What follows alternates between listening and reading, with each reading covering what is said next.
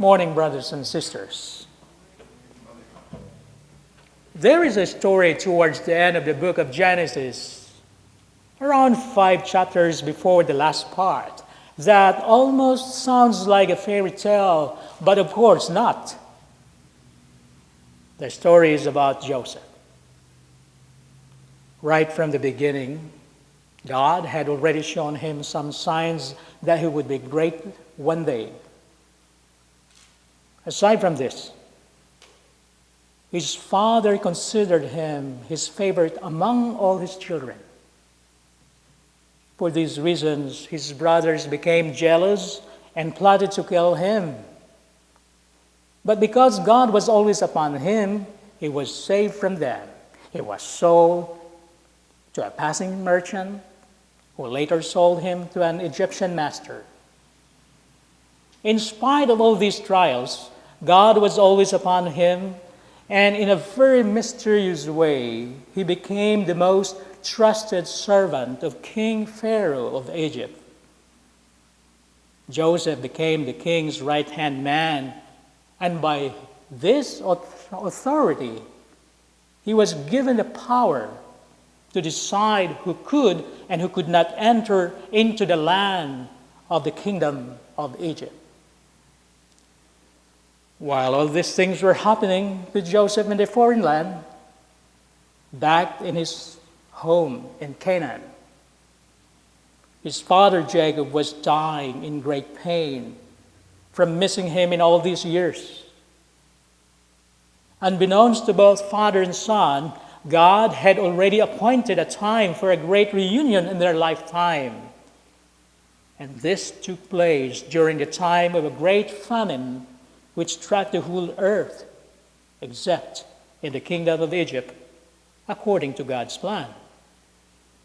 But before this great encounter could take place, Joseph, when he had a chance to confront his brothers for what they had done to him, God revealed through him his great plan of salvation.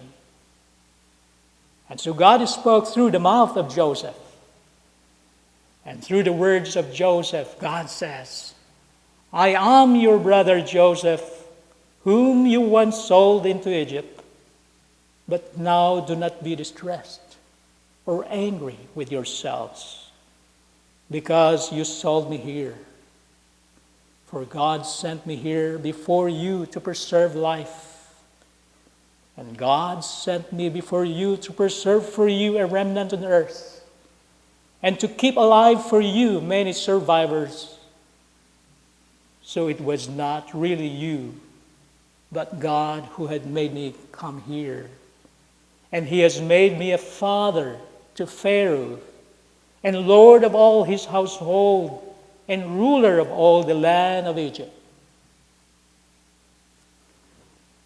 Through the story of Joseph, we can clearly see the hand of God in every circumstances of our lives, and even in misfortunes that we experience in our lives.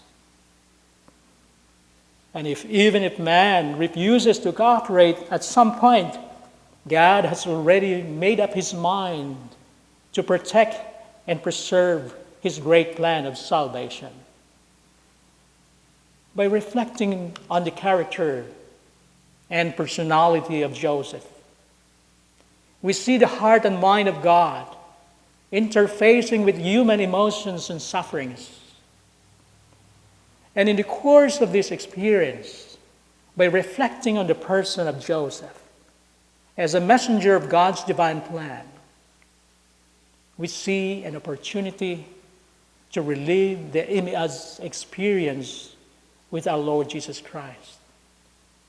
Just as Joseph was called by God to a great task and was promised that he would be great, it was never an easy storyline to pick.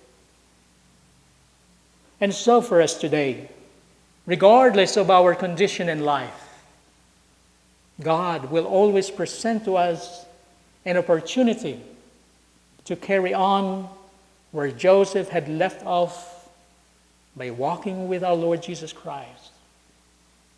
Therefore, in this time of crisis, let us allow our Lord Jesus Christ to walk with us by disposing of our time and resources to advance our spiritual growth and never be overcome by fear and discomfort of these present circumstances.